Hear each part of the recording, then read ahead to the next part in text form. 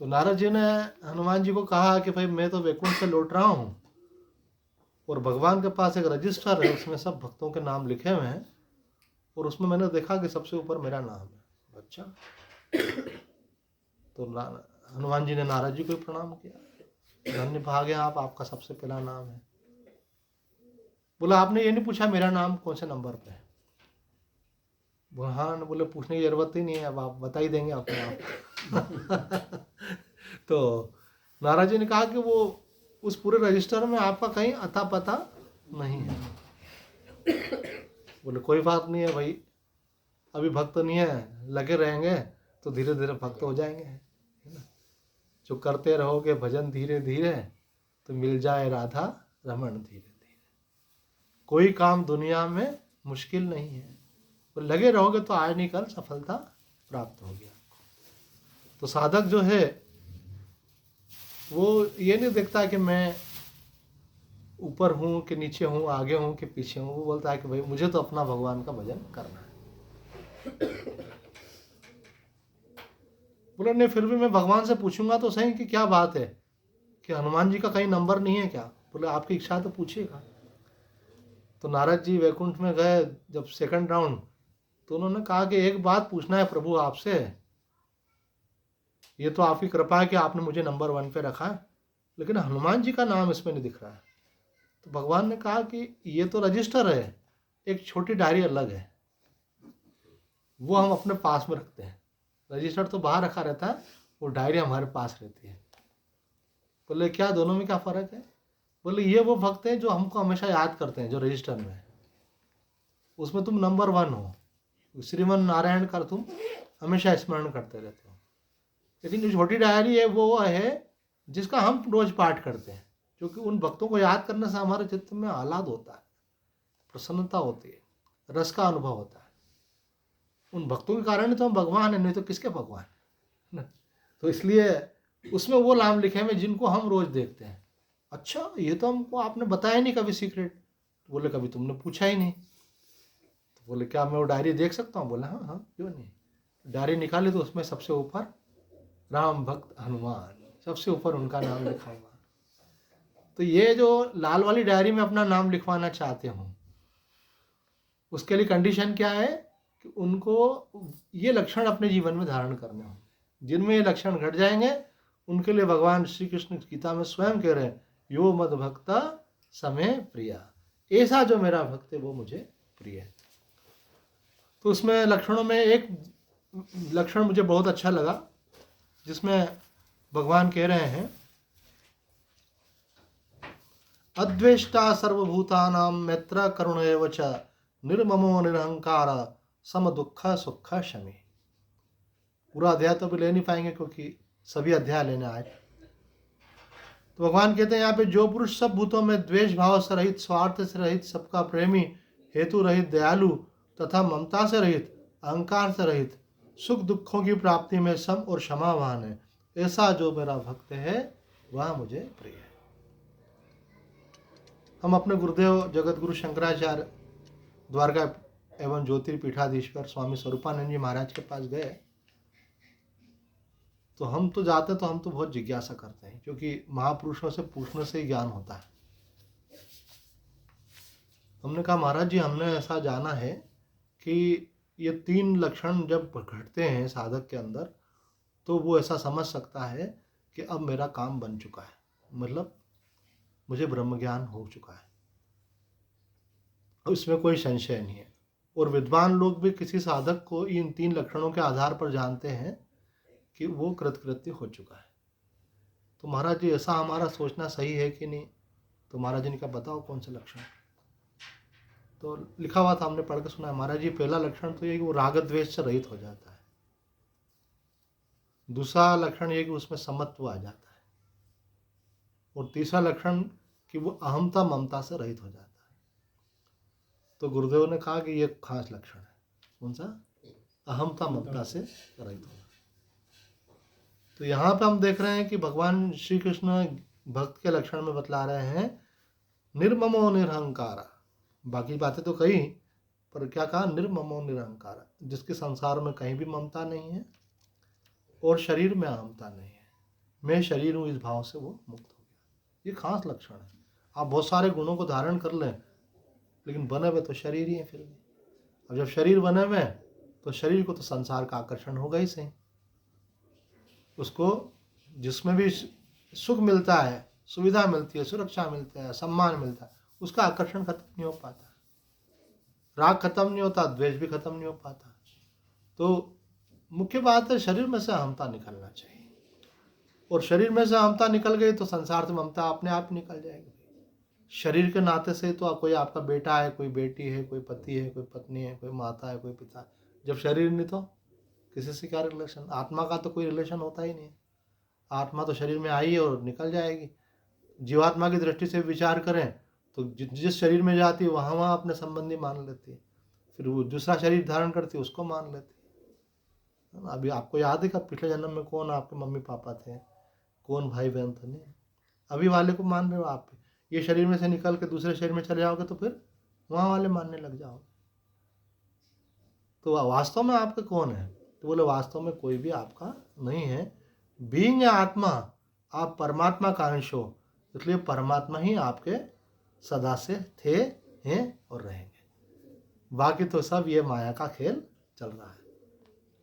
तो ये माया के खेल में मनुष्य फंस जाता है। आप देखो दिन भर में आपका चिंतन कहाँ चलता है? तो आपके जो परिवार के सदस्य होंगे उनका आसपास घूमता ज़्यादा। आपको सबसे ज़्यादा सुख दुख किसका प्रभावित करता है? अभी सत्संग में बैठे हो और अगर एक सूचना मिल जाए आपके जो सबसे निकट का प्रिय है परिवार का कि उसके पेट में जोर से दर्द है, तो आपका सत्संग में मन ही नहीं लगेगा इतने सुनने से। बुखार आ गया तो नहीं लगेगा, बुखार आया तो टेस्ट तो कराओ कौन सा वाला बुखार है एकदम से। तो आपको दुनिया में कोई सबसे मुक्त नहीं होना है, आपको बहुत थोड़े से लोगों से की ममता से मुक्त होना है। वो कौन से? जो आपके ब्लड रिलेशन है, और उसमें भी खास करके शादी होने के बाद पति पत्नी और बच्चे। बाकी तो कर्तव्य वाले रिलेशन है। ज़्यादा मैं महिलाओं को देखता हूँ, थोड़ा सा उनका अपने माता पिता के प्रति भाव रहता है, इवन आफ्टर मैरिज दिखता है ऐसा। कन्याएं अपने माता पिता की शादी होने के बाद भी अपने माता पिता के प्रति सेवा की भावना रखती है। मैंने देखा पुरुषों में रहता है, कम रहता है, ज़्यादा में रहता है कर्तव्य भाव कि हमारा कर्तव्य हमको करना चाहिए। अच्छी बात है, कर्तव्य भाव से कर तो रहेंगे। मोह उनका निकल करके चला जाता है अपने बच्चों और अपनी पत्नी में। तो अब अपन आए पॉइंट पर, तो आपका मोह कहाँ है? आपको मुक्त किससे होना है? आप किसको मेरा समझते हैं? ये जो 2-5 लोग हैं ये आपके डिसीजन को इमीडिएट चेंज कर सकते हैं, क्योंकि इनके साथ आप बहुत इनर कोर ऑफ हार्ट से जुड़े हुए हैं। एक बार मैंने महाराज जी से कहा, महाराज जी किसी की करें सेवा तो सेवा, और घर वालों की करें तो वो सेवा क्यों नहीं कहलाती है? घर का काम अगर भगवान का काम समझ के करें तो उसको तो आप महत्व नहीं देते हैं, और आप महत्व देते हैं कि हम कोई जो है मंदिर में जाके करें कि कोई आश्रम में जाके करें, है ना, कोई गरीबों के लिए करें, तो उसको आप मानते हैं कि सेवा है। और जो अपने परिवार के लिए करें, क्या वो सेवा नहीं है क्या? तो महाराज जी ने कहा कि देखो बेटा, है तो वो भी सेवा। आप बेटा बैठ जाओ, डिस्टर्ब मत करो। तो साधक को क्या होना चाहिए? सबकी सेवा करना चाहिए, चाहे घर का हो चाहे बाहर का हो। तो बोले वो तो ठीक कह रहे हो तुम, वास्तव में ऐसा ही है, लेकिन घर वाले जो हैं उसमें हमारा मोह रहता है, तो उनका जब करते हैं तो मोह के कारण करते हैं। और दूसरे का समझ किस भाव से करते हैं? वही हम साधक हैं, हमको सबको अंदर भगवान का स्वरूप समझ करके सबकी सेवा करना है, नर रूप में नारायण सेवा। इसलिए वो आपका अंतःकरण शुद्ध करता है। और जिसमें मोह होता है उसके लिए आप जितना करोगे उससे उतना आपका मोह बढ़ता जाएगा। उल्टा होता है उसमें, आप जितना उनके लिए अपना समय, जितना शक्ति, जितना इमोशंस इन्वेस्ट करोगे, उतना आपका अटैचमेंट बढ़ेगा और आपको पकड़ बढ़ेगी कि अरे मैंने तो इतना किया, अब इनको भी करना चाहिए, कम से कम मेरे बच्चे हैं, मैं नहीं करूँगा तो कौन करेगा? तो यही तो माया है, और क्या। साधु बनने के बाद घर से आदमी भागता है। क्यों भागता है घर से? शास्त्र आज्ञा देता है ये मोह के संबंध है, यही बाधा है, इससे दूर जाओ। यहाँ तक कि हमने एक साधु को देखा, हमारे उज्जैन के एक महात्मा बन गए थे, अभी भी वो वृंदावन में ही रहते हैं। तो घर वाले आते तो उनसे मिलते नहीं थे, वो सबसे प्रेम से मिलेंगे। तो मैंने बोला यार घर वालों ने कौन सा पाप किया, आप वो आते तो उनसे भी मिल लिया करो। बोलो नहीं, हमको गुरुओं का निर्देश है कि इनके मुंह में नहीं पड़ना। ऐसे एक स्वामी दिव्यानंद जी हैं, बोले आपको मालूम है साधु को पहचानना मुश्किल रहता है कि उसका अतीत क्या है। क्यों? वो अपना अतीत नहीं बतलाते, और पूछने को भी दोष माना जाता है कि आपके माता पिता कौन थे, कि आपके घर कहाँ था, ये सब बताया नहीं जाता, महात्मा नहीं बताते हैं ऐसा। हाँ, आपको आप मालूम पड़ जाए अलग बात है। तो कारण क्या कि उसको पुराने अतीत को भूल जाते हैं, तब वो साधु बनते हैं। और नया नाम भी महात्माओं को इसीलिए देते हैं गुरुजन, भैया वो पुराना वाला मर गया, अब ये है। तो नया जीवन, नया आरंभ, इसलिए। तो बोलिए कब तक आखिर ऐसा? बोले जब तक आपका मोह अंदर से समाप्त नहीं हो जाए। उसको एक सिंबॉलिक रूप में माना है कि 12 वर्ष अगर आप घर से अलग रह लिए तो वो जो पुराने संस्कार होते हैं ना, वो धीरे धीरे सब नष्ट हो जाते हैं। फिर आपको खुद को फीलिंग होगी कि हाँ अब सब माताएं समान रूप से माता है, सब भाई बहन सब मेरे भाई बहन के समान लगते हैं, अब कोई फर्क नहीं है। ये कोई और नहीं जानेगा, आपको ही जानना पड़ेगा। अगर आपका मोह का संबंध खत्म हो गया, फिर आप कहीं भी रहो। फिर तो कबीर साहब जी कहते हैं कि शरीर अपना कहाँ छूटे, काशी में छूटे चाहे चांडाल के घर में, कोई फर्क नहीं है, कहाँ रह रहे हो आप। पर जल्दी से मानना नहीं चाहिए, गुरुओं की आज्ञा लेकर के इस तरफ बढ़ना चाहिए। तो गुरुजन बोलते हैं आप बेटा एकांत छोड़ो और अब समाज में जाओ, और न कोई अपना है न कोई परा है, अब धर्म का कार्य करो। तो समझना चाहिए कि उनकी तरफ से हमको फाइनल हो गया, खुद का भी हो, गुरुजी की तरफ से भी हो, और शास्त्र की दृष्टि से लक्षण घटते हो। शास्त्र के लक्षण बताया ना, हमता ममता से रहे। भाई आपके परिवार के जो सगी बहन है आपका, उसको बुखार आया, और कोई सत्संग में आती है बहन, उसको बुखार आया, दोनों के बुखार में कुछ फर्क लग रहा है कि नहीं? एक के बुखार से आपको बुखार आ रहा है और दूसरे के बुखार से नहीं आ रहा है। इसका मतलब क्या हुआ कि वहाँ बहन वाला बुखार आपको चढ़ रहा है अभी वहाँ मोह बना हुआ है। तो इसका मतलब आपको डिस्टेंस रखना पड़ेगा। नहीं रखोगे तो भरत जी ने आखिरी में थोड़ी सावधानी नहीं रखी थी, तो वो हिरण के मुंह में फंस गए ऐसे। हाँ, ये भी हो सकता है कि आप अपने भाई बहन को छोड़ के चले जाओ और साध्वी बन जाओ और महाराज जी के पास रहो, वहाँ पे कोई दूसरी भी साध्वी बन करके आ गई और साध्वी साध्वी का प्रेम हो गया आपस में। तो निकले थे हरिभजन कुल और उल्टने लगे कपास, एक का मुँह छोड़ा और दूसरे के मुँह में फंस गए। घर का मुँह छोड़ा, आश्रम के मुँह में पड़ गए। भाई बहनों का मुँह छोड़ा और दूसरे भाई बहन बना लिए। तो बात तो वही की वही रही ना, मोह में नहीं फंसना। तो यहाँ कह रहे निर्ममो, किसी में मोह नहीं रखना। वो कछुए वाला दृष्टांत याद आता, हमारी आदत है व्याख्या करने की, हम फटाफट आगे बढ़ने की। यहाँ तो तेज गति के समाचार वाली बात है। तो निर्ममा मतलब क्या हो गया कि आपको किसी में भी मोह नहीं है।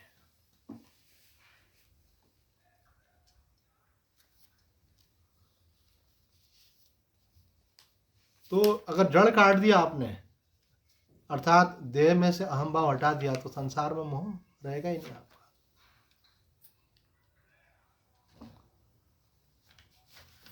तो भगवान कहते हैं ऐसा जो भक्त है वो मुझे प्रिय है। देखो एक बात पक्की है कि जब तक संसार में मोह रहेगा तब तक भगवान से मोह नहीं हो पाएगा। भगवान से मोह तभी हो पाता है, भगवान से मोह का मतलब क्या है? भगवान से प्रेम। भगवान से प्रेम तभी हो पाता है जब संसार से मोह हमारा हटता है। और हमारे पूज्य स्वामी जी कहते थे कि भगवान के नाते पर सबसे प्रेम। हमने जब साधु बने तो पूज्य स्वामी जी को बताया है कि गुरुदेव और शंकराचार्य जी ने हमको नाम दिया है असंगानंद। तो महाराज जी मुस्कुराए और उन्होंने काफ़ी पे लिखा, वो मौन रहते थे, तो उन्होंने लिखा असंगानंद की जगह लिख दिया सत्संगानंद, और ऐसा बोल के मुस्कुराया, मतलब लिख करके मुस्कुराया। तो असंग जो है ज्ञान मार्ग में, कि किसी का कोई संग नहीं, वैराग्य का भाव, कोई मेरा नहीं, और सत्संग का मतलब वो स्वामी जी भक्ति के आचार्य हैं। तो सत्संग का मतलब है सबके साथ संग। पहले क्या था, दो चार का संग था। पहले दो चार भाई बहन थे आपके, अब सारे आपके भाई बहन हैं, है ना। स्वामी विवेकानंद से किसी ने पूछा कि पहले आप परिवार में थे, अब परिवार आपने छोड़ दिया। तो बोले मैंने छोड़ा नहीं, मैंने बड़ा कर लिया। पहले छोटे परिवार में था, अब बड़ा परिवार हो गया। और ये बात आप देखोगे कि आप किसी महात्मा से जुड़ोगे, किसी संत से जुड़ोगे, तो आप देखोगे कि ये इतना आत्मीयता का भाव रखते हैं जैसे हमारे सगे पिताजी रखते थे, जैसे हमारा सगा भाई रखता था। तो जो सगे रखते हैं एग्जैक्टली कैसी फीलिंग आती है उनके साथ में, वो फीलिंग साधकों को उनके साथ आती है। क्यों आती है? क्योंकि उनका केंद्र बदल चुका है, उनको गुरु का निर्देश हो चुका है, बेटा तुम्हारा परिवार नहीं रहा। हमको जब महाराज जी ने वस्त्र दिए थे ना, उसमें बोला था ये कि अब तुम्हारा परिवार से संबंध समाप्त हो गया। तो जहाँ एक से टूटा कि सर्व से जुड़ता अपने आप ही। तो स्वामी विवेकानंद ने कहा मैंने घर का विस्तार कर लिया, अब ये सब मेरे माता पिता हैं, जो बुजुर्ग हैं, सब मेरे बराबरी वाले मेरे भाई बहन हैं, और सब जो ऐसे कन्याएं हैं, बाल गोपाल हैं, बोले ये सब हमारे बच्चे हैं ये। तो सबके साथ प्रेम का संबंध हो जाता है। तो सत्संग होने में बाधा नहीं है, पर किसी का संग होने में बाधा है। किसी व्यक्ति विशेष के प्रति आपका विशेष मोह है तो वो बाधा है, लेकिन अगर आप सबसे प्रेम करते हैं तो कोई बाधा नहीं। भगवान का स्वरूप है सब वास्तव में। तो इसलिए भगवान कल के 11वें अध्याय के श्लोक में हमने देखा था, भगवान कहते हैं कि भाई किसी से भी अगर आप वेर करते हो तो वो मुझसे ही वेर करते हो। क्यों? क्योंकि सब रूपों में मैं ही हूँ। कर ले सबसे प्यार जगत में, कोई नहीं है पराया। ऐसा भाव अपना होना चाहिए। ये घर से विड्रॉ होने की बात इसीलिए कही जाती है कि अपना मन फंसा हुआ है वहाँ पे। इसलिए अगर आध्यात्मिक उन्नति करना है ना, तो थोड़ा पारिवारिक मोह से अपने को अलग करने की कोशिश करना चाहिए। इस तरफ साधुओं का ध्यान नहीं जाता। कई लोगों का ध्यान मालूम किस तरह कि गुरुजी ने कहा अब इतनी माला करो, अब इतना ध्यान करो, अब इतना स्वाध्याय करो, अब गुरुजी की सेवा करो, वो सब भी करो और घर में मोह भी रखो। तो वो तो कुटे से तो आप बंधे ही हुए हो। ये नहीं होना चाहिए। आप पर्टिकुलर से जुड़ोगे, आप तो परमात्मा से विमुख हो जाओगे। आप सबसे जुड़ो। आपको कोई भी व्यक्ति तकलीफ में, दुख में, कष्ट में, तो मानवता के नाते जो आपसे बन पड़ता है वो आपको करना चाहिए। अगर आपके शरीर में सामर्थ्य है तो शरीर से सेवा करना चाहिए, और नहीं है तो आपके ऊपर कोई दोष नहीं है। आपकी भावना होनी चाहिए कि इसका दुख दूर हो, इतना ही पर्याप्त है। अब भैया की उम्र 75 साल की और अभी अपन बोले कि हमारे लिए तुम जोड़ लगाओ या किसी के लिए भी लगाओ, तो बोले नहीं मेरी भावना है कि आपका स्वास्थ्य अच्छा हो जाए, ये पर्याप्त है। मुख्य बात भावना की है, क्योंकि भावना होती तो आदमी करता है, पर अगर शरीर नहीं कर पा रहा कोई बात नहीं, भावना होना चाहिए। सर्वे भवन्तु सुखिनः। ऐसे सारे संसार की सेवा आप नहीं कर सकते हो, लेकिन कोई आपके निकट है और आपको लग रहा है तकलीफ में, उसके लिए आप कुछ कर सकते हो तो आप करोगे ही, अगर आपका प्रेम है तो हमको इस बात का ध्यान रखना है। अब आते हैं इसके बाद 13वें अध्याय में। तो 13वां अध्याय, सब अध्याय आपस में एक ही बात कह रहे हैं। यहाँ पे कहा निरहंकार हो जाओ, मतलब मैं देह नहीं हूँ, मैं चैतन्य आत्मा हूँ। अब 13वें अध्याय में भगवान पहले श्लोक में एक सी बात की थी कि पूरा ज्ञान उसमें आ जाता है। इदं शरीरम कौन्तेय क्षेत्रमित्यभिधीयते एतद्यो वेत्ति तं प्राहु क्षेत्रज्ञ इति तद्विदा। इस श्लोक का अर्थ है, श्री भगवान बोले हे अर्जुन, यह शरीर क्षेत्र इस नाम से कहा जाता है, और इसको जो जानता है वो क्षेत्रज्ञ, इस नाम से उसको तत्व को जानने वाले ज्ञानी जन कहते हैं। और ठीक दूसरे श्लोक में भगवान क्या कह रहे हैं, क्षेत्रज्ञम चापि मां विद्धि सर्व क्षेत्रेषु भारत क्षेत्र क्षेत्रज्ञ योर ज्ञानम यत्तज्ञानम मतम मम। भगवान बोलते यही ज्ञान है, आप और किसी ज्ञान के चक्कर में मत पड़ जाना। ऐसा जो जानता है वही जानने वाला है। क्या? कि सब शरीरों के अंदर जो चेतन आत्मा है वो कोई और नहीं है, मैं परमात्मा ही उनके अंदर आत्मा के रूप में, मैं ही सबके अंदर हूँ। पहले तो आप एक विभाग करो क्या, कि हम शरीर नहीं है, हम आत्मा है, ये हो गया। उसके बाद सेकंड वाला क्या, कि सबके अंदर जो आत्मा है वो मेरे अंदर आत्मा है, वो अलग अलग नहीं है, वो परमात्मा ही सबके अंदर आत्मा के रूप में विराजमान है, सर्वत्र वही है। ये आपको परमात्मा का ज्ञान हो गया। ये अगर आपको थ्योरिटिकल हो गया तो बस इसका एक्सपीरियंस करना है, ये फाइनल है। तो मुख्य बात क्या हुई कि सबसे पहले आप अपने आप को शरीर से अलग करो। पूज्य स्वामी जी कहते हैं कि भाई चाहे भक्ति मार्ग हो, चाहे कर्म मार्ग हो, चाहे ज्ञान मार्ग हो, ये सबसे महत्वपूर्ण बात है कि आपको देहाभिमान से मुक्त होना है। क्योंकि भक्ति मार्ग में भी शरीर भक्ति नहीं करता है, जीव भक्ति नहीं करता है। जो चैतन्य आत्मा है वो भगवान का प्रेम करता है। क्योंकि आकर्षण किसका होता है? समान वालों में आकर्षण होता है। तुमको सत्संग में रुचि है, हमको भी रुचि है, इसलिए अपनी दोस्ती हो गई। अब तुम बोला मेरे को तो रुचि है संसार में, तो हम बोलेंगे ठीक है, तुम अपने रास्ते, हम अपने रास्ते। तो परमात्मा में रुचि कब होगी आपकी? जब आप चैतन्यता का अनुभव करेंगे तो आपका परमात्मा में स्वाभाविक प्रेम बढ़ेगा। और जब आप जड़ता में तादात्म्य करके शरीर भाव से रहेंगे तो संसार आकर्षित करेगा कि पैसे का क्या होगा, मकान का क्या होगा, सुख दुख का क्या होगा, अनुकूलता का क्या होगा, मान अपमान का क्या होगा, उसको लेकर के रहेंगे। और जहाँ आपने बोला ये सब मैं नहीं हूँ, मैं तो इनका साक्षी आत्मा हूँ, तो आत्मा का परमात्मा से स्वाभाविक प्रेम है। ये भगवान जो श्री कृष्ण है, किसी ने पूछा वैसा कि भाई ये जो श्री कृष्ण है, ये इनका जो शरीर है ये भी तो माया का शरीर है। बोले नहीं, रामायण में है उनका जो शरीर है वपु है वो सच्चिदानंदमय है, सच्चिदानंद घनीभूत होकर के वो स्वरूप धारण करता है। तो आप आत्मा जो है चैतन्य और परमात्मा वो भी चैतन्य, तो चैतन्य चैतन्य के प्रति आकर्षित होता है और आपको विशेष उसमें आनंद का अनुभव होता है। इसलिए देह भाव को तो आपको छोड़ना पड़ेगा भाई, इसके लिए सजग रहना चाहिए।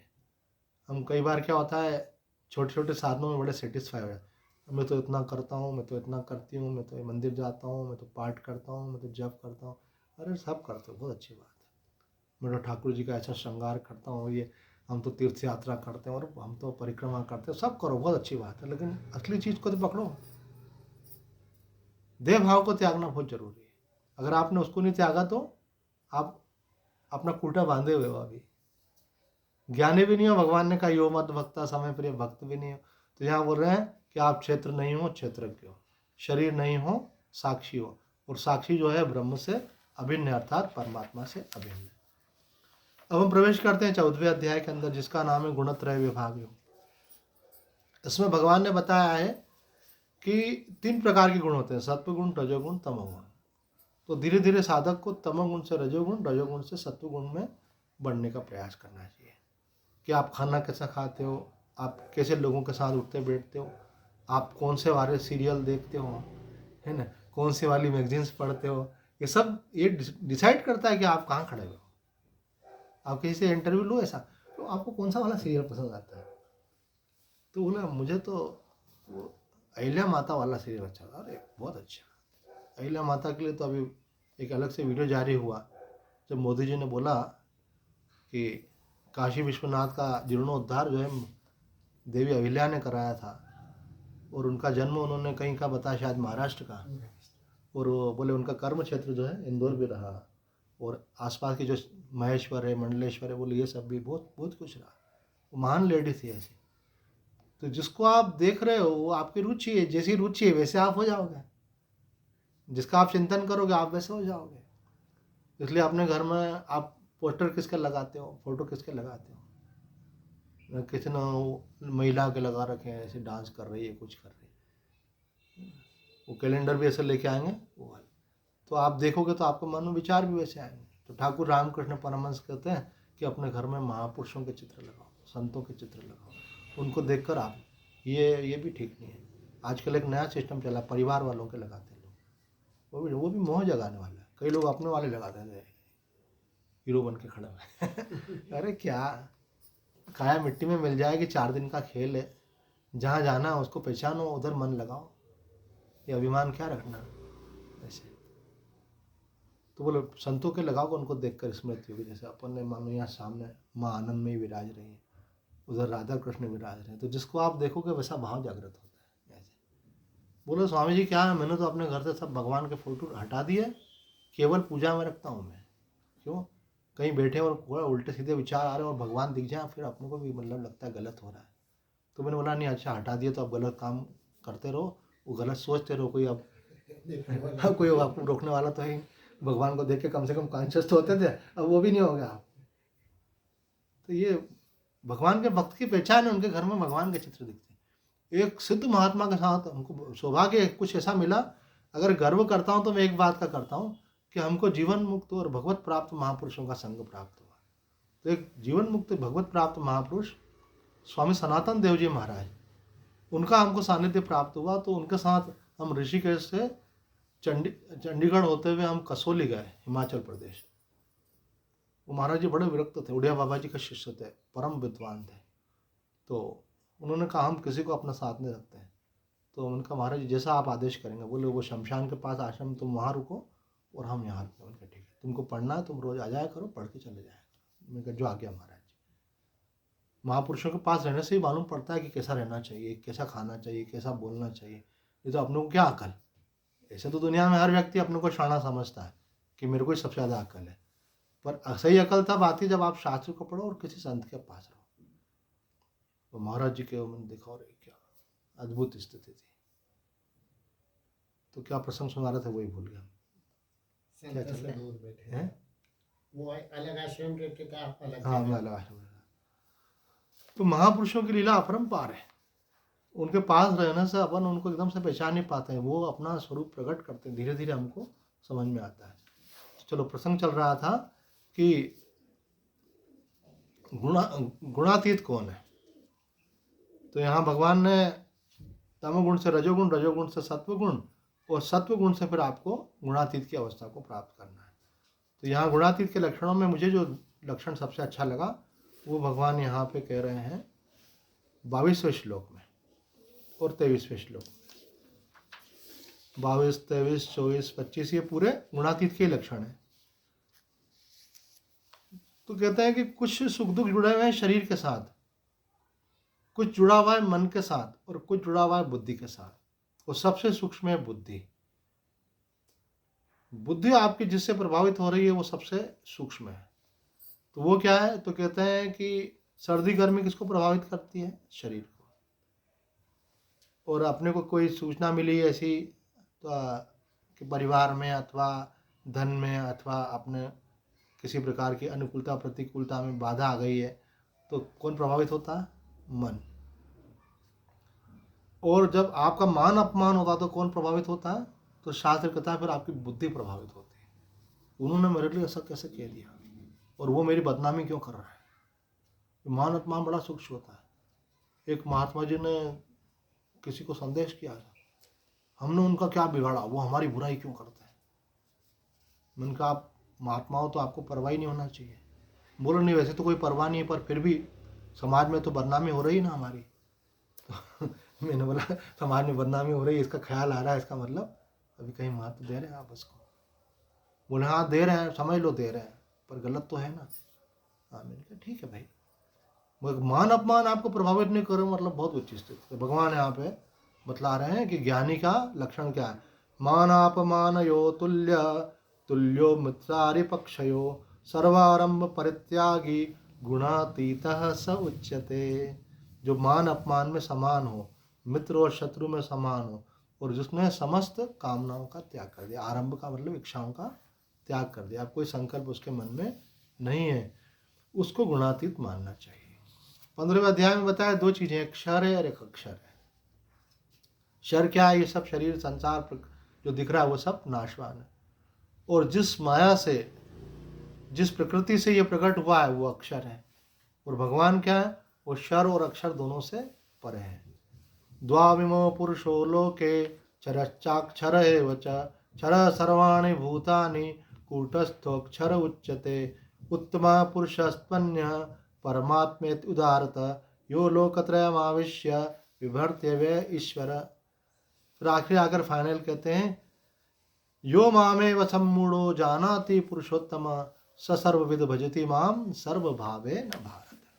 जो जान लेता है कि क्षर और अक्षर से परे मैं पुरुषोत्तम हूँ, और मेरी महिमा को, मेरे गुणों को और मेरे ऐश्वर्य को जो समझ लेता है कि मैं ही लीला करके सब कुछ हुआ हूँ और सब कुछ होकर के भी कुछ नहीं होता हूँ, सबसे असंग बना रहता हूँ, ऐसा जब जान लेता है तो वो फिर मेरा ही भजन करता है। आपको याद उसकी आती है जिसमें कोई विशेषता होती है। और एक बार आप भगवान की विशेषता जान लोगे कि भगवान से बढ़कर कुछ नहीं है, उनसे श्रेष्ठ कुछ नहीं है, उनके बराबर कोई नहीं है, उनसे बड़ा कोई आपका हितैषी हो नहीं सकता है, और उनको याद करने से आपके सब दुख दूर होते हैं और परम आनंद होता है। और संसार को याद करने से दुख बढ़ते हैं, दुखों को याद करने से भी दुख बढ़ते हैं। तो बोले इसलिए कोई किसी को बुखार आ जाए तो बुखार उतर नहीं जाएगा, लेकिन अगर वो महामृत्युंजय करे तो उतर जाएगा। आप याद करो, आप भगवान का नाम ले लो तो ठीक हो जाओगे, है ना। इनके पतिदेव को कोरोना हो गया था तो कन्याएं लिख के देती थी। वो शंकराचार्य जी ने, द्वारका शंकराचार्य जी ने भी वही बताया और पूरी शंकराचार्य जी ने भी वही बताया, वृंदावन वाले सत्यानंद जी महाराज ने भी बताया। बोल के बताओ मंत्र, जोर से बोलना। ओम अनंताय नमः, ओम अच्युताय नमः, गोविंदाय नमः। ये बोले इस मंत्र का जप करने से आपके शरीर में कोई भी रोग दूर हो जाएगा, प्रामाणिक मंत्र है। तो मैंने एक से अधिक महात्माओं से, हमारे गुरुदेव शंकराचार्य जी से पूछा तो उन्होंने भी ये बताया, और पूरी शंकराचार्य जी से पूछा तो भी ये बताया। भगवान के 3 नाम है, बोले आप जप करते रहो तो आप क्या हो जाएगा, दवाई अपनी जगह करना, उसकी मना नहीं है, आपका स्वास्थ्य लाभ हो जाएगा। आप कई बार बीमारी का इलाज कर रहे हो लेकिन आपको लाभ ही नहीं हो रहा है, दवाई नहीं लग पा रहे हो। तो जहाँ दवा काम नहीं करती है वहाँ दुआ काम करती है। ऐसे भगवान की प्रार्थना काम करती है, भगवान की कृपा काम करती है। तो यहाँ पे ये कहा है कि आप भगवान का भजन करोगे तो यही जीवन का आपका सार है, आप सही दिशा में निकल गए। इसके आगे जो है 16वां अध्याय है जिसका नाम है देवासुर संपद विभाग। भगवान ने बताया 2 प्रकार के लोग होते हैं, एक अच्छे वाले एक खराब वाले। जिनमें अच्छाइयाँ होती है वो अच्छे, और जिनमें बुराइयाँ होती हैं बुरे। पर आपको मालूम तो करना पड़ेगा कि बुराई है क्या, अच्छाई है क्या। कई बार आदमी बुराई को भी अच्छा ही मान लेता है। तो बोले ऐसा होता है क्या, बोले हाँ होता है। अभी इसको एक्सप्लेन करेंगे लंबा हो जाएगा।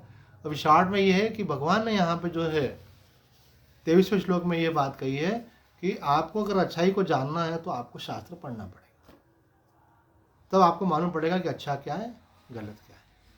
अब अपनी मर्जी से तो अच्छा हर कोई करता ही है, पर सचमुच में वो अच्छा है क्या, तो उसके लिए आपको शास्त्र पढ़ना है। ज़्यादा नहीं पढ़ो, एटलीस्ट भगवत गीता पढ़ो, आपको सब क्लियर हो जाएगा। उसमें भगवान ने बताया अच्छाइयाँ क्या है बुराइयाँ क्या है, इसी अध्याय में बताया। तो जो बुराइयाँ उनका त्याग करना है और जो अच्छाइयाँ उनको ग्रहण करना है। तो भगवान यहाँ पे कह रहे हैं खुद स्पष्ट रूप से कि जो शास्त्र का अवहेलना करता है, बोले मैं शास्त्र के चक्कर में नहीं पड़ता, मेरे पास अपनी अकल है, हम अपने हिसाब से चलते हैं। तो भाई ठीक है, भगवान ने अकल दी, अच्छी बात है आपको, लेकिन वो अकल सही दिशा में जा रही है कि नहीं। यहाँ कह रहे हैं कि वो आपको कंफर्म तभी होगा जब आप शास्त्र विधि से चलेंगे। अगर शास्त्र विधि से नहीं चलेंगे तो आपका ये लोक भी बिगड़ जाएगा और परलोक भी बिगड़ जाएगा। ये कौन कह रहे हैं, भगवान श्री कृष्ण कह रहे हैं। यह शास्त्र विधि उत्सृज्य वर्तते काम कारत न स सिद्धिम वापनोति न सुखम न पराम गतिम। इसका श्लोक का अर्थ है, जो पुरुष शास्त्र विधि को त्याग कर अपनी इच्छा से मनमाना आचरण करता है वह न सिद्धि को प्राप्त होता है, न परम गति को और न सुख को। मतलब इस जीवन में उसको सुख नहीं मिलता है, और वो कुछ साधन कर रहा है तो उससे उसको सिद्धि नहीं मिलती है, और उसका परलोक भी नहीं बनता है। इसलिए कोई कार्य करना है तो ये बुक इसीलिए होती है, इसको छोटी सी तो किताब है, 1.5 घंटे में पूरी पढ़ सकते हो गीता जी आप। थोड़ी थोड़ी रोज पढ़ते रहो भाई। गीता जयंती से सबने शुरू किया हो तो अच्छी बात है, नहीं किया हो तो अब कर दो। ज़्यादा नहीं पढ़ सकते तो एक ही श्लोक पढ़ लो, भले एक मिनट लगेगा, पर पढ़ते रहोगे तो धीरे धीरे पूरी हो जाएगी। तो यहाँ भगवान कह रहे हैं कि शास्त्र विधि के अनुसार चलो। और कोई बोले हम तो शास्त्र वास्त्र समझ में नहीं आता, तो बोले कोई बात नहीं, कोई महात्मा समझ में आता है क्या। बोले आजकल तो महात्मा के वेश में नकली बहुत है तो ढूंढो भैया, कोई ना कोई असली मिलेगा। अगर आपका पुण्य होगा तो आपको असली मिलेगा, अगर आपने पाप बहुत किया तो नहीं मिल पाएगा। अगर अपने कोई डोंगी महात्मा मिलता है ना तो उसमें उसका कंट्रीब्यूशन भी और हमारा भी कंट्रीब्यूशन है उसमें। क्यों कि आपको अच्छा वाला क्यों नहीं मिला, नकली वाला ही क्यों मिला। नकली वाला इसलिए मिला कि आपके कर्म भी कुछ नकली थे, इसलिए गलत के चक्कर में फंसे। गलत को सही मानकर उसको फॉलो करते रहे। इसको स्वीकार तो करना पड़ेगा भाई। हमने भी अपने जीवन में हमको बहुत सारे अच्छे महात्मा मिले पर नकली भी मिले। ऐसा तो नकली और असली की पहचान भी भगवान ही कराते, नहीं तो नकली को फॉलो करते रहे तो आप भी नकली हो जाओगे। ऐसा जिसका संग करो ना उसका रंग जरूर चढ़ता है, उनकी कृपा से ये प्रकाश होता है, नहीं तो आदमी उलझ जाता है फालतू चीज़ों में। कई लोगों को कई अपने सांसारिक मिशन है उसमें लगा रखा है, तो ये ठीक बात नहीं। सब लगाना चाहिए आपको एक ही मिशन में, जीवन का लक्ष्य परमात्मा है।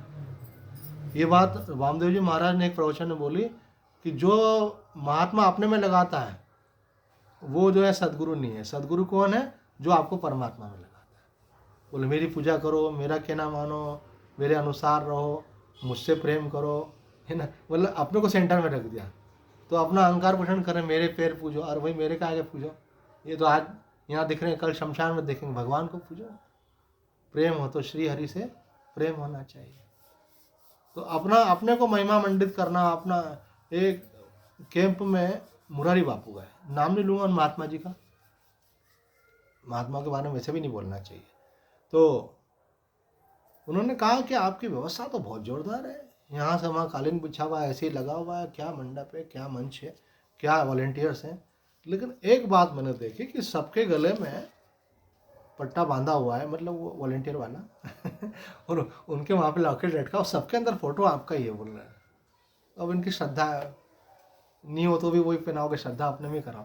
बोलो लेकिन कहीं पर भी आपके एक जगह भी कोई ना भगवान का फोटो दिख रहा है और ना आपके गुरुदेव का फोटो दिख रहा है, तो मालूम ही नहीं पड़ता है कि आपके गुरु भी कोई है कि नहीं। तो बोले क्या बात कर रहे हो, अब कोई पूछेगा तो बताएंगे गुरु हमारे लिए, सबके लिए छोड़िए, वो इनके लिए हम गुरु हैं, हमारे लिए वो गुरु हैं। ऐसे उन्होंने, विद्वान लोग तो आप जानते हो सब बातों को एडजस्ट कर देते हैं।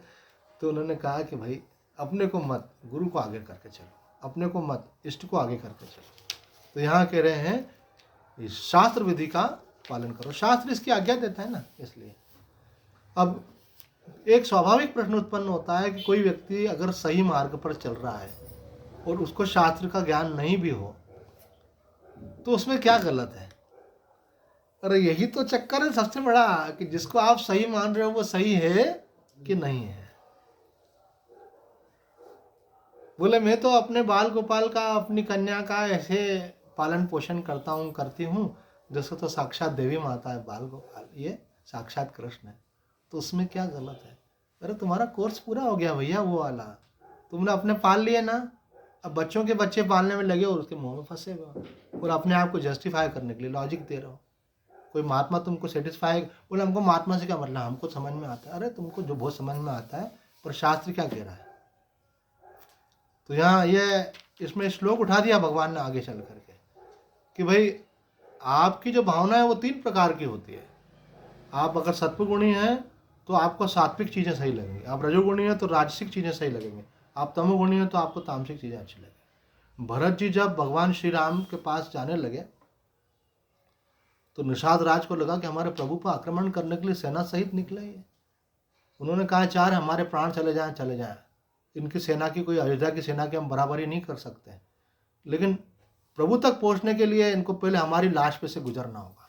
और उन्होंने कहा सब आ जाओ, प्रभु श्री राम के लिए बलिदान करने का अवसर आ गया। एक उसमें बुजुर्ग था, उन्होंने कहा अरे भाई किसी भी काम में जल्दी नहीं करना चाहिए, पहले पता तो लगाओ प्रभु पे आक्रमण करने जा रहे हैं और कोई बात है।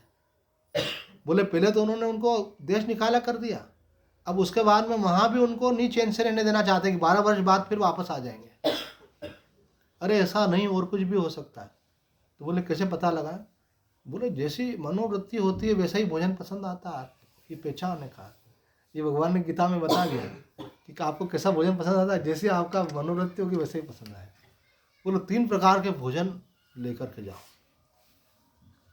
तामसिक भोजन, तामसिक तो आप समझते हो नॉन वेजिटेरियन है, और राजसिक भोजन बोले खूब मसालेदार और ये वो ऐसे, और जो बड़ा गरिष्ठ और ये सब होता है। और बोले सात्विक भोजन, सात्विक भोजन के लिए रमण महर्षि कहते हैं कि फल सब्जी दूध ये सब सात्विक भोजन में तो लेकर के जाओ और देखो उनको कौन सा वाला भोजन अच्छा लगता है। तो तामसिक भोजन उनके सामने लाएगा तो इशारा कर दिया उन्होंने, हटाओ। तो फिर उसके बाद राजसिक भोजन गया, कुछ लोगों को भेजा, राजसिक भोजन सेवा के लिए पहुँचाया तो उन्होंने हटा दिया। उन्होंने कहा इसका मतलब इनकी वृत्ति सात्विक हो गया, सात्विक वाला लगे, तो उन्होंने उसको भी हटा दिया। बोला अरे क्या, इसका मतलब वो तीनों सत्व रज तम तीनों से परे होकर वो गुणातीत अवस्था में थे। भगवान का प्रेम में व्यक्ति जो है देह भाव से रहित हो जाता है, तो वो उस उच्च अवस्था में थे जहाँ उनके लिए वो तीनों कोई महत्व नहीं रखते थे। बोले हम भोजन के लिए नहीं निकले, हम तो प्रभु श्री राम के लिए निकले, और सतत अश्रुपात हो रहा है उनका। वो तो भगवत प्रेम का अगर आदर्श देखना तो भरत जी का जीवन है सबसे बड़ा। तो वो देख करके वो भी भावुक हो गया और उनके चरणों में गिर गए। अरे मैं तो प्रभु का भक्त और सेवक था, लेकिन मैं तो कुछ भी नहीं हूँ और आप जो हैं। मेरे से बड़ी भूल हुई आपको पहचानने, दंडवत हो गया निषाद राय। तो यहाँ कह रहे हैं कि भाई किसी की वृत्ति को आपको जानना है तो आप उसके भोजन से जान सकते हो, लेकिन आदमी को खुद को मालूम नहीं पड़ पाता कई बार। तो कहते हैं अगर आपका विचार अगर शास्त्र से मिलता है, इसका मतलब आप राइट हो। अगर आपका विचार किसी शास्त्र को जानने वाले महात्मा से मिलता है, चलो आपने पूरा कोर्स नहीं किया, जिसने किया कर रखा है कोर्स, उससे पूछ लो। एक जगह तो कहीं अखंडानंद जी महाराज कहते हैं कि कोई बात निकली कि दीक्षा लेना चाहिए। बोले महाराज जी कोई महात्मा मिलता ही नहीं है जो भगवत प्राप्त हो, जीवन मुक्त हो ऐसा।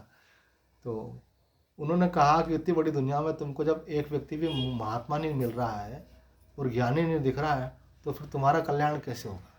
मतलब तुमको तुम्हारा दृष्टि में इतना दोष है कि तुम एक को भी महात्मा नहीं मान पाते। सरलता तो ऐसी होती है कि जो दुरात्मा है उसको भी महात्मा मान लेता है व्यक्ति, सबको महात्मा मान लेता है, अरे भाई सब महात्मा। लेकिन एक व्यक्ति ऐसा है जिसको सारे लोग खराब ही दिख रहे हैं। इसका मतलब क्या हुआ कि अब आपकी दृष्टि में दोष है, इसलिए दुनिया आपको वैसी लग रही है। अथवा आप खोज भी नहीं करना चाहते हो, 4 कदम भी नहीं चलना चाहते हो। हमने एक बार गोविंदानंद जी से पूछा था कि महाराज जी के शरीर छोड़ने के बाद अब आपको क्या लगता है, इतना बड़ा है सब कुछ संसार पर, अपने कोई महापुरुष तो चाहिए ना जिनके चरण में बैठ करके अपन ज्ञान की शिक्षा ले सके। तो बोले मेरी दृष्टि में तो 2 महात्मा भी हैं। एक बोले ऋषिकेश में विराजते हैं और दूसरे बोले दयानंद जी महाराज कोयम्बटूर में विराजते हैं। और ऋषिकेश वालों का नाम तो मैं कई बार सत्संग में ले चुका हूँ, आज याद नहीं आ रहा नाम, हंसानंद जी महाराज जैसे। तो उनको केदार बाबा जी को मैं लेके गया था उनके पास में। तो मैंने कहा कि बाबा हम एक ऐसे महात्मा के दर्शन आपको कराएंगे कि आपको देख कर लगेगा कि इनकी स्थिति रमन महर्षि जैसी है। और हुआ यही, उनकी लंगोट उतर जाती, उनको ध्यान ही नहीं हुआ, एक टांग पे दूसरी टांग चढ़ा के मरे से बैठ जाते। बाबा ने उन्होंने बड़े गंभीर वेदांत के प्रश्न पूछे, उनका इतना सुंदर समाधान उन्होंने किया और मुस्कुराते हुए बहुत प्रेम से। मैंने कहा बाबा मुझे तो महात्मा बहुत अच्छे लगे। तो बोले तुमको बिल्कुल सही जगह लेके आया। बोले वास्तव में इनकी स्थिति वही है, श्रोत्रिय ब्रह्मनिष्ठ महात्मा जैसे होते हैं ना, वो उनकी स्थिति है। तो कहते भाई आप कोई ना कोई तो महात्मा ढूंढ लो, कोशिश करने से सब चीज़ें मिलती हैं। आदमी कोशिश करके संसार में क्या नहीं ढूंढता है, सब चीज़ पा लेता है। आप कोशिश करोगे और आप संतों से पूछते रहोगे कि स्वामी जी अच्छा आपकी दृष्टि में सबसे श्रेष्ठ कौन है, तो आप खोजोगे तो कोई ना कोई बताएगा ही महात्मा। आज मुझसे पूछोगे तो मैं भी बताऊंगा। बोले स्वामी जी अभी शरीर पर शरीरधारी हो और आध्यात्मिक रूप से उनकी स्थिति सबसे ऊंची हो आपकी दृष्टि से, वो महात्मा कौन है? तो कोई ना कोई का नाम तो व्यक्ति बोलेगा। मैं तो अपने गुरुदेव का ही बोलूँगा। हमारे गुरुदेव जो है महापुरुष है, उच्च कोटि के सिद्ध संत है, काम क्रोध लोभ मोह से रहित हैं। उसके बहुत सारे लक्षण हैं जो उन पर सारे के सारे घटते हैं। ऐसे ये सारे जो शास्त्र बोलते हैं, शास्त्र तो उनका जीवन है। ऐसा लोग बोले उनको नहीं पहचाने, लेकिन हमने तो देखा उनको अपने निकट से, इसलिए उनके प्रति हमारी श्रद्धा में 100% वाली है, उसमें 99.99 वाला भी मामला नहीं है। ऐसे तो हर व्यक्ति कहीं ना कहीं रहती है। तो जो जितना ज़्यादा साधक होगा, जितना भजन करता होगा, जितना शास्त्र अध्ययन करता होगा, जिसने जितना इन्वेस्टमेंट किया होगा टाइम एनर्जी इमोशंस का, उसको उतनी ज़्यादा मालूम पड़ता है। ऐसे तो वैसे तो अपने गुरु में श्रद्धा होना चाहिए, और गुरु भी तब करना चाहिए कि पहले आप पानी पीना छान के और गुरु करना जान के। ये देवी माता के पापा बोल रहे इसको दीक्षा दे दो, तो मैंने बोला पानी पीना छान के और गुरु करना जान के, इतनी जल्दी नहीं करना चाहिए। कई लोग क्या होता है भीड़ की भीड़ सबको बोले चलो, हमारे ऐसा होता था, हमारी दादी जी करती थे ऐसे सबको ले आए, बोले सबको निगुरा नहीं रहना चाहिए, निगुरे के हाथ का पानी भी नहीं पीना चाहिए, ऐसा बना हुआ था। बोले निगुरा वाला संस्कार विहीन, ऐसा बोले निगुरा है अपने मनमानी करने वाला, मनोमुखी। बोले इसलिए गुरु होना चाहिए आपका कोई, और सदगुरु होना चाहिए। तो हमारे दादी जी सबको बोले चलो दीक्षा लो ऐसे। तो बच्चों को कोई नहीं ऐसे, तो बोले जहाँ चलना चलो, चले। बोले सबको दे दो गुरु जी मंत्र, उन्होंने गुरु जी ने दे दिया। पर वो गुरु बहुत महान थे।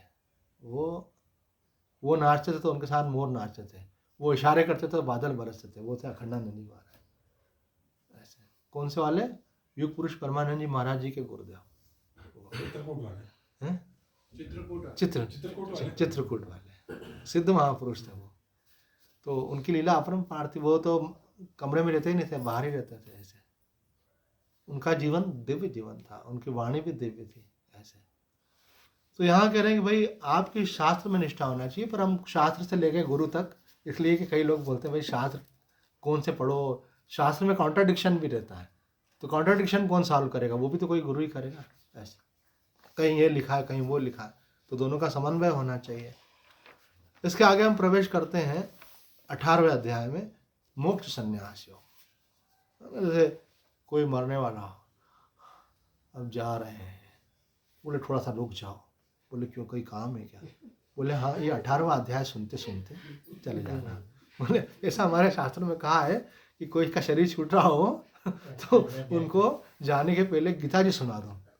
बोले इतना टाइम नहीं है पूरी गीता सुने, बोले जल्दी जाना है क्या, बोले हाँ। तो बोले 18वां ही सुन लो भैया। हमारी माता जी का हमने बताया अपने महाराज जी को कि उनका स्वास्थ्य ठीक नहीं है, तो उन्होंने कहा कि अगर देखो समय कम हो तो यहाँ तो 8वां, यहाँ तो 12वां और यहाँ तो 18वां अध्याय सुनो। तो आदि शंकराचार्य जी महाराज ने इसके भाष्य में लिखा है कि पूरी गीता का सार 18वां अध्याय। तो हमने थोड़ी भगवान से जिद पकड़ ली कि माँ के प्रति विशेष स्नेह होता है ना, यहाँ बोले श्रद्धा होती है, तो हमने भगवान से बोला, उस समय हम गीता प्रवचन करते थे, तो हमने भगवान से बोला मन ही मन कि भगवान मैं माता जी को गीता सुना रहा हूँ, वो जितने अध्याय तक सुना पाया जिंदगी में उतने अध्याय तक गीता प्रवचन करूँगा, उसके आगे नहीं करूँगा। भगवान ने बोला अरे जिद पकड़ ली, उनकी कृपा हो गई, पूरे 18 अध्याय सुनाने का मौका मिला। जैसे 18वें अध्याय में जो है भगवान ने एक बहुत महत्व की बात कही है, जिसकी चर्चा सभी महात्मा करते हैं कि सर्वधर्मान् परित्यज्य मामेकं शरणं व्रज अहम त्वा सर्व पापेभ्यो मोक्षयिष्यामि मा शुचः। मनुष्य सोचता है ये करूं वो करूं, ये उचित वो उचित, भगवान कहता तू केवल मेरी शरण हो जा, तू मेरी शरण हो जा, तेरे अंतःकरण में मैं खुद ज्ञान का प्रकाश करूंगा। तो बोले तो बहुत ईजी है, बोले बहुत ईजी नहीं है, सबसे डिफिकल्ट है। अपने अहंकार और अपने वासनाओं को मारे बिना कोई व्यक्ति शरणागत नहीं हो सकता। हमारा आग्रह होता है ऐसा होना चाहिए ऐसा नहीं होना चाहिए, ये वासना है किसी भी चीज़ को लेके हो कि ये उचित है या अनुचित है, तो आप उसको छोड़ थोड़ी पाएंगे। उसको छोड़ने के लिए आपको भगवान में इतनी श्रद्धा होनी चाहिए कि भगवान आप चाहे ये करो चाहे वो करो, जो आप करो हम उसमें राजी हैं। शरणागति का मतलब क्या है, उनकी रजा में राजी होना। शरणागति का मतलब क्या है, अपना देह का मोह छोड़ देना। ऐसे एक बात अगर आप पकड़ लो तो शरणागति का ऑलमोस्ट काम बन जाता है। वो हमारे पूज्य महाराज जी का दिया हुआ वचन है। स्वामी कृष्णानंद जी महाराज कहते थे कि हर परिस्थिति में भगवान की कृपा का अनुभव करो।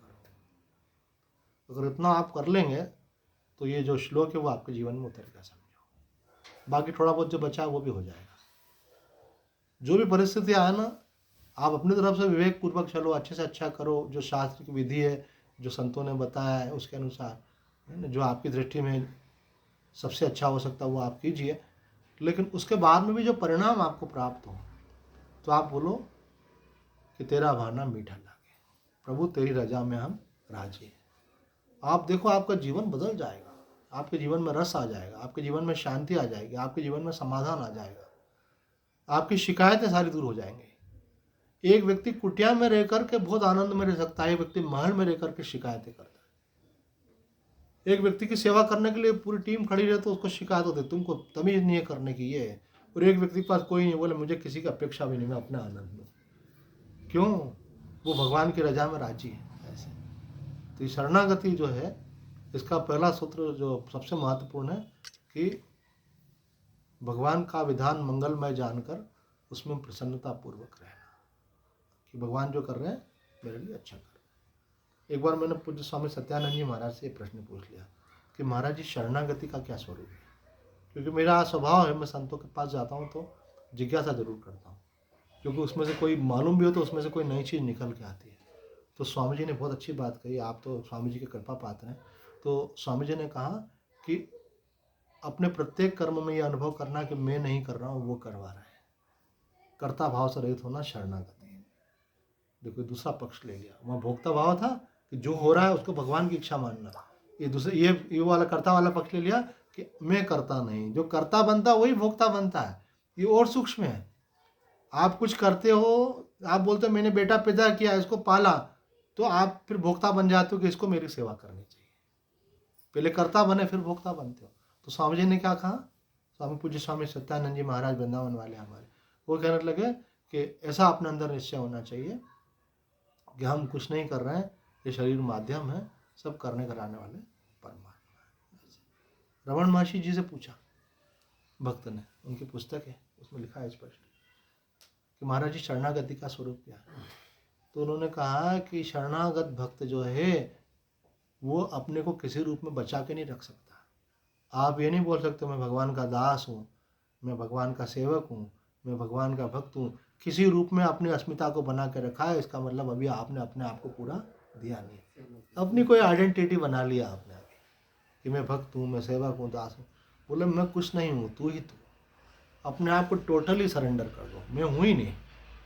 जरा भी आपने मैं बचा के रखा है। वो कहते हैं कि आपकी कोई इच्छा नहीं होना चाहिए, कोई भी आपकी इच्छा है, कोई भी आग्रह है, इसका मतलब अभी आपकी शरणागति नहीं।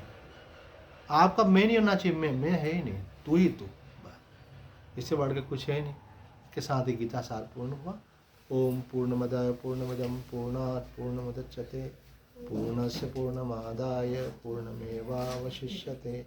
ओम शांति शांति शांति। हरि ओम तत्सत्। आइए प्रेम से भगवान का नाम लें। श्रीमन नारायण नारायण नारायण,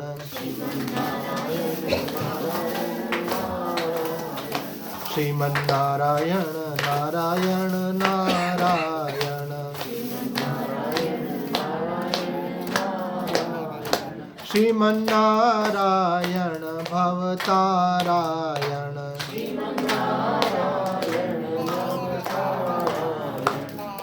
नारायण भवतारायण,